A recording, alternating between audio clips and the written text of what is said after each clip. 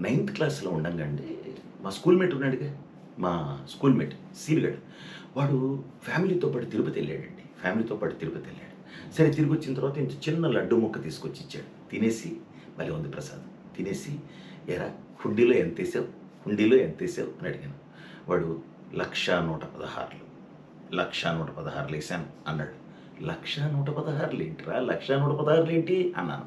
అంటే వేసింది 116 అనుకో, కానీ భాగ్యలక్ష్మి లాటరీ టికెట్ కొన్నానురా రూపాయితో.